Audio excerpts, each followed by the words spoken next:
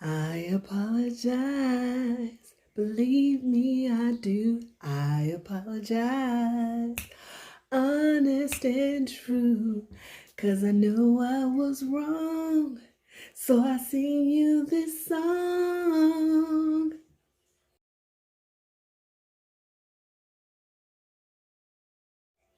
Hello, and welcome back to Locks, Coffee, and Combo, where we invite you to pull up, pour yourself a cup of something nice and strong, and let's chat.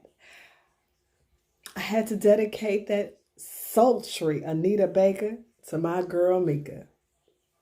I apologize. I'm grown enough to do that, okay? We are sipping on um, Juan Valdez again with the Wide Awake non-dairy coffee creamer Italian sweet cream. It's so good. I got it in one of my favorite mugs, the Golden Girls Gold Squad. And let me tell you something, honey. We here for Married at First Sight, season 10, episode 9, the L word. Honey, we need the Golden Girls. They need to be the experts here, okay? I believe that Dorothy, Sophia, Blanche, and Rose could give these couples what they need, okay? Because Blanche could show them how to spice it up. Rose could show them how to be sensitive and kind. Sophia could show them how to get it in when they need to get it in. And Dorothy could show them how to be logical and practical, honey. And they need all four of that. They need that. so we're going to put in a request, okay, for season 11. But we're here with the L word. Another good episode. I enjoyed it. But I don't know what to do. I got to start all over. I don't know who to hold accountable and who to set free, y'all. When I tell y'all, I don't know. I just don't know. We open with just the cutesy things. Jessica and Austin, they just being extra mature. They're in there cleaning up. And you got Katie and Derek at the apartment. And it's just really, really, some of the couples seem to be settling well. This week it's all around the L word and the love languages and how do you show and like to receive love and how you show love. And so the couples are having to go through their love history, which I think may be good and I think may be bad. Because people overthink things, and somebody said this in the episode. These they overthinking it. Really, they are. But here we go. So let's just go on and get the elephant out the room. We go to Mike and Mica's apartment, and Mica is cutting out her extensions from the wedding. And y'all know that's some black girl magic right there for you. Cut your hair out, and she has beautiful natural hair, so I was glad to see that she was going back to it. So Mike asked if he could help, which is good. I've had my significant other help me cut out hair before. My mama, my daughter, anybody. Because that is nerve-wracking. You don't want to cut your own hair. And you got to get this out. And it always would begin to itch my scalp like about maybe 10, 15 minutes into like the process. That thread hitting my scalp was a mess, honey. I'd be ready for it to be over. So Mike agrees to help, and that's a bonding moment. She told him they could bond some more if he don't cut her hair out. So it's going good, right? Wrong. Because then Mike, after the process is over, tells her, well, it's going to be some changes in my schedule. She says, okay, what to do. Well, he decides not to take the job as the principal because there was some challenges to the contract. He's supposed to start as principal on Monday. And here you go telling me, I guess, a few days before that, that's not what we're doing. We done chose to go another direction. Mike. So she is confused, and so are we. Now, I felt like it was weird when they were on their honeymoon in Panama that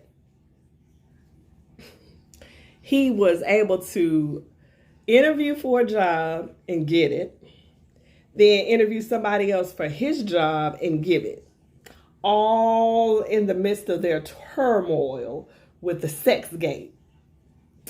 But I was giving Mike the benefit of the doubt because I was like, well, maybe he had already interviewed. You know how you have follow-up interviews and they kind of just call and re-talk to you, see where you are, see where they are, see if we can match up your needs, our needs. So I thought, okay, it's possible. And that's great. He's getting a promotion while going through this process. That's a bonus. But now he tells Mica that they had some changes added to the contract. He could go through it, and he would have been principal at a Catholic school. And he tells her that a Catholic school is unlike a regular school that's mandated by the government. They could change at will. And so he decided not to take that. But here's the good news. He interviewed for a director's position, and he's going to take that. Now, Mike, you can get these gigs awful quick. And, you know, I guess if you're good at what you do and you're known in the system, if there's a position open, oh, yeah, he can handle that. Let's place him here. Let's plug him in there. But Mica said sound like lies to her. And Mica, girl, it sounds like lies to me. I'm like, Mike, we doing too much, Mike. She just flat out tell him it sounds like lies. And I don't know if Mike is like just a liar. I can't decide if he's a liar or if he's somebody that pads the truth or finagles facts. You know what I mean? That type that like they really are like vice principal, but they saying that they superintendent. Or if Mike is telling Mica and everybody that he's the vice president of marketing at X, Y, and Z commercials. And his family and her get there to take him to Red Lobster for his birthday. And it's like, we're here to pick up Mike. Mike who? Mike, the VP of marketing. Jeff is the VP of marketing. Who is Mike? Mike who? Describe him. Dark-skinned Mike. He has a beard, low cut. Oh, the chocolate brother? Oh, they talking about mailroom Mike? They talking about mailroom Mike. Somebody go down to the basement and get mailroom Mike and tell him his company is here. Is that Mike? Is that what, like, Mike, is you stretching this truth way, way out? Like, do you even have a degree? I'm hoping that Mike is just finagling the facts and not just an out liar, because it ain't gonna work with Mica. Now, I still think Mica is abrasive, and her emotions are all over her face. She can't fake it to save her soul. She's like,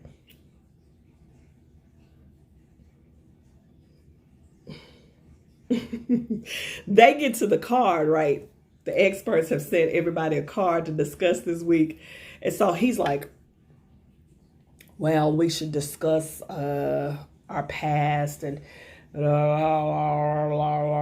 she like, I done told you from the beginning, all I need you to be is honest. Honest. That's it. I don't need nothing else. We don't need to talk about no past relationships. We don't need to talk about who I used to go with in the 5th grade. When I first got my first kiss, we don't need to talk about none of that. I need you to be honest. Because if you can't be honest, this ain't going to work. My girl didn't want to have no discussions about these love languages, how you like to receive love, give love, none of that. You need to be honest. And I agree with her. They seem to kind of get back on track. He takes her to lunch on a date, which was nice, and she seemed to appreciate it. He gave her a box of candies in a cute little decorative box, and he apologizes, and he says that they're both strong-willed. And that's probably true, and they're going to bump heads. And Mike, I just don't know. The candy was a nice gesture, girl. I love candy. I'm like you, Mica. Girl, that's why my teeth all messed up. I love candy. So I probably would have looked down in that box and lost it for a minute. Then I'd have been on the ride back home thinking, this nigga got a job. Can he even afford this candy? Because I don't know. They also go out on a cute little date to get pedicures. I want to do that with my significant other. That's such a cute date to go get pampered together. She said all Mike feet looked like is all his life he had to fight.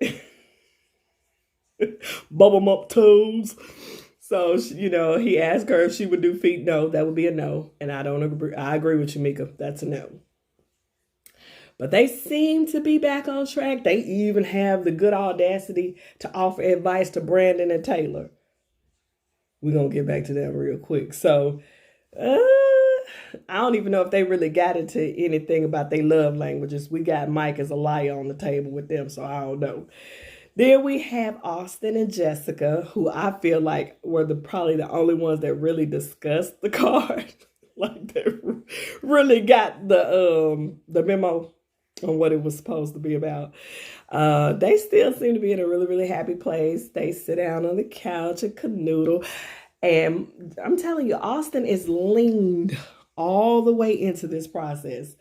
He puts the phone charger by the, do a little work so it's more convenient for her in the bedroom with the phone charger. He just leaned all the way in. He's paying attention. And I don't want Jessica to overthink and overanalyze because I saw a little bit of that with them this week and it's not necessary. He's there. He's there to try to figure this out, okay? You ain't got to, he ain't like the others. Trust me, you got a good one. Girl, the rest of these jokers. You and Katie need to stop. Don't do it. So, they sit down, they talk about how they like to, give and receive love. He told her that he knows that she needs words of affirmation. And I was like, oh, he is paying attention to you, girl. And she was like, I didn't tell you that. And he knows. He says that he likes, it's physical contact. And he likes to hug her when she gets in from work. And in the morning, she's like, oh, you just need a hug from Jessica. So I thought that was really cute. Girl, here goes a little bit of just a little bit, not much, just a little bit. He says, how long, had he ever been in love? He said he'd been in a long relationship. He had his heart broken. And she asked him how long did it take him to say, I love you? And he said a year. I was like, uh-oh. And I don't know why that's so hard for them because I know why it's hard because this is an 8-week process. At the end of the 8 weeks, we got to decide whether we're going to stay together. But you got married at first sight. So I think they are overthinking this. Because if y'all are in a good place at the end of the 8 weeks, why wouldn't you just keep rolling? Even if he can't say he in love, why not keep rolling? You're in deep like. So I don't know, but she kind of seemed to be taken aback. She thought that was quite a bit of time. But she wasn't crazy like some of the others out here. So she kind of, she made note of it, but she didn't act a fool. They went to play football, and I thought that was cute. Then she took him to a batting cage because she's paying attention too. She realized that he was play baseball and enjoyed baseball. He said it was a big part of his life for over 20 years. And so they had a really good time at the batting cage. It was called Baseball Zone, I believe, and they seemed to have a really good time. You could tell he was a player. He was, I said, oh, I see you, Austin. Hey, I see you. Hey. So they seem to be really, really still in a good space, girl. Don't worry about that timetable. Just keep doing what you're doing. Katie and Derek. Katie and Derek are okay and just don't want to be okay. That's what I think. That's my personal opinion about the two of them. They okay. They just don't want to be okay. Katie needs for it to be an issue. He's tired of the red flags that he ain't never been in love. And I read in somebody's comments on their video last week when they said, you know what? Girl, that's not a bad thing. You could be the first one and the only one. And I thought about it. I was like, yeah, that's true. Think about it, girl. what you really should worry about is if a joker get on there and say he been in love 15 times. Cause then he's like serial, he ain't never got it right, but somebody ain't never been in there. This is like, girl, this is a challenge. You up, girl, you up for the challenge, Katie. You could be the one, girl. You could be the one. Now, I didn't really, his dad said this because I think his choices of words are not always great there. He said he was waiting to have his heart broke and that he had done some heartbreaking. I don't know if Katie needed to know that. But still, Katie, chill out. They had a little dinner. She cooked. And he said something I thought was really cute. She was like, tell me if it's not right. He was like, I will, because if I don't tell you, you'll keep making it wrong from here on out. Which means he plans to be there. I want to make sure you make this deal right so the next time, because it is going to be a next time, Katie. Okay. So they have a little blowout in the bedroom. He over that. He over her in the red flags. But he does make up for it the next day, or I guess a couple of days later, they go to this, what was it called? Aerial acrobatics. That look hard. Girl, these old bones. Girl, I mean, got up in that net and got stuck. I ain't gonna be able to do that. But it seemed cute for them. And he gave her a kiss and upside down kiss. And in the car, they had a really touching moment. And I hope Katie sticks to it. Katie told him, that she didn't appreciate him snapping at her. And he really didn't snap, at least from what we saw on camera. He just was over it. But she told him, that she did apologize for keep bringing it up. And that's the truth. Lord, let it go. Let's just relax and enjoy the process. Stop overthinking it, okay? And the very, very most important part of Katie and Derek for me this week was this. Derek said he went to his job to see if he could add Katie to his insurance.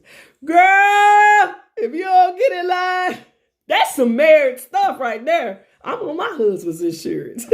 Baby, calm down. Stop overthinking it. Girl, if this man so ain't putting you on the insurance, girl, calm down, Katie. He in it to win it. Calm down, girl. That's a win right there. Zach and Mindy.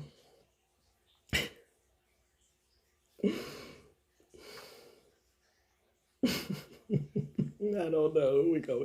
They get the card. Of course, they don't get the card because Zach don't live there. But Mindy gets the card, and they meet up after work. They go down to the creek with the dogs, and they talking.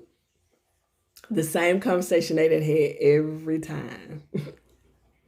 Him speaking in circles, and she doing her very best to keep up.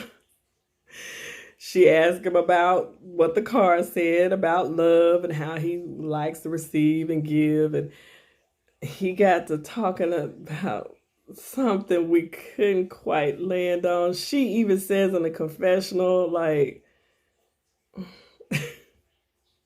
then the dog run away. So we can't go get the dog or call the dog back and we get back to our conversation.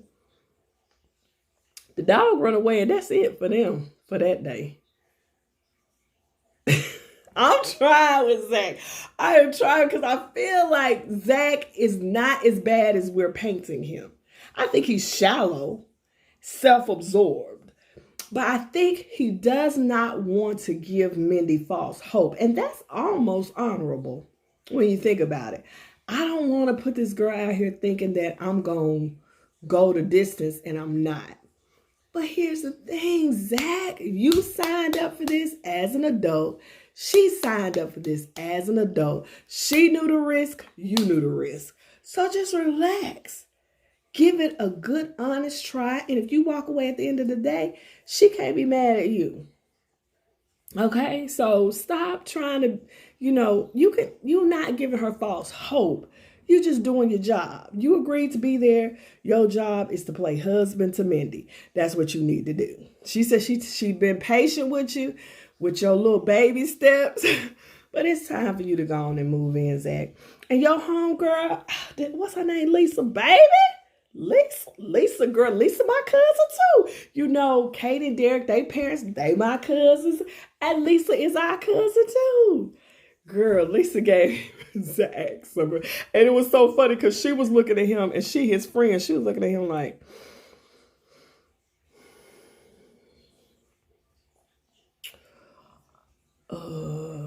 he had the nerve to say that Mindy could not understand him. He couldn't have an emotionally intelligent conversation with Mindy. I know his homegirls want to be like, boy, stop. Get somewhere and sit down. But she tells him that to stop overthinking it. You know, she tells him stop overthinking it. Have the experts told you that?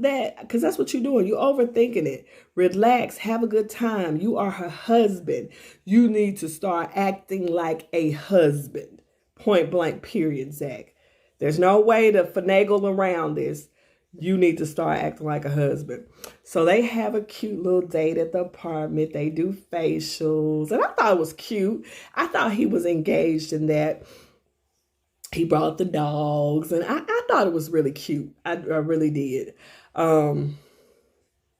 don't know. I'm hoping Zach will show up because she deserves that. She deserves to have an experience just like all the other couples.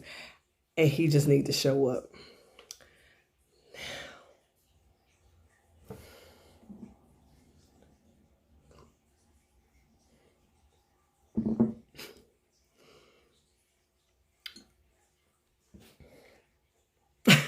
Taylor and Brandon.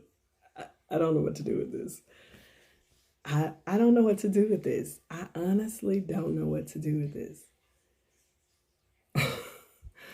I won't dedicate my sultry Anita Baker to Brandon because I feel like he showed his too much to get Anita Baker.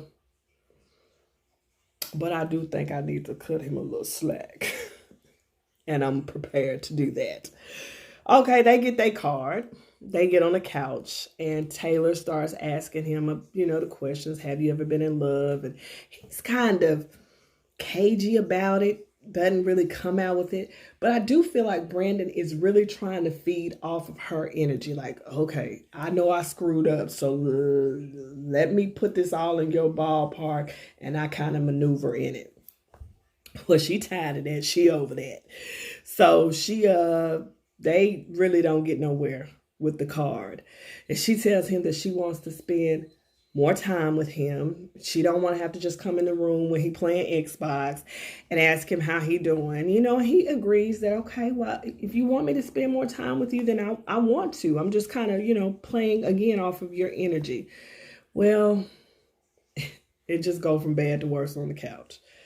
He get up and leave. Then she decides that she had an attitude. You think? You did. So she cooks dinner. And baby, she cooks a dinner. Real nice. And I'm a vegetarian. So I don't eat meat. But baby, that plate looked good. But was it for Brandon that the plate looked good? Or was it for the gram that the plate looked good? I mean, beautifully put together, aesthetically nice. Like how she had it on the plate. It was like they had went to some restaurant and they brought this from counter to table type thing. He says, ooh, it smells good, babe. Looks good. He appreciates it. He comes on in, he gets his plate. She said, okay, let me put me a plate together. So she puts her plate together. They come to the table. So it's common courtesy to wait on the other person. I'm not going to just... So they get there. They both sitting down. So he's with his fork in hand like, okay, this looks good. Looks good, babe. She pulls out the phone. Taylor. First of all, this is going to be memorialized because they taping you for Married at First Sight. So you didn't have to take a picture of that. It's going to be seen. It was a beautiful plate. You didn't have to post this one. We got this one on tape. Sit down and talk to Brandon. Have a conversation. How was your day? Mine was this. I did this. What did you do? No, you all on your phone instead of talking to your husband. So he over it. He is over it. And I'm not even mad at Brandon about being over it because you have done the most. So he get up and leave. So that pisses Taylor off. So Taylor posts a video on Instagram saying she was single. And she was looking for some simple requirements. 6'3", not been to jail, employed, not gay. Oh, wow. Brandon sees the video and Brandon is pissed. And Brandon should be. Because first of all, Brandon has told us that she is a social media addict. And he's right. And we couldn't see the whole tapestry the way he did. And he told us back in Panama she had too many followers. She was on her phone too much. But we couldn't see it. We just thought you was being a jerk. Come to find out, Brandon, boy, you was right. It hurt me to say it, y'all. Let me get a sip. He was right. So she don't see nothing wrong with posting this video. The experts called. What was the doctor's name? Dr. Vivian called and asked her about it. And my problem with her posting, not only was she hurting Brandon, but it is some sort of contractual obligation when you on a show like this, when you are married at first sight, married, and you posting videos like this. That is like a breach, ain't it? Mica had to tell her she was wrong. And she had an attitude with the expert. That pissed me off. Like, it wasn't for Brandon. It wasn't about Brandon. Girl, you are married to Brandon. Oh, no. My goodness. And then Mica tried, explain to her, no, that wasn't what we was doing. And even Mike got his own problems, but he was talking to Brandon like, no, dog. And Brandon said he over it. And I don't blame him. He got his backpack, his protein powder. He looked in the fridge to see if it was in there food there. To pack a bag. And he left. And I don't blame him. It's time to be ghost. Because Taylor, you is doing the most. And you got a little nasty attitude along with it. Y'all don't belong together. And he said she had to try it out for other reality shows. I said, ooh, girl, you is making him right. Temptation Island. This was the one she could happily accept. So you're not here to be married. You're not here to be in a relationship. You are here to do things for the camera. Get your notice, get your shine. Taylor, you get the side eye today. I'm not going to apologize, Brandon, but you might be right. Y'all stay tuned. Don't forget to like, comment, and subscribe to my channel. Remember, this is the place where you can pull up and pour yourself a cup of something nice and strong, and let's chat. See you guys real soon.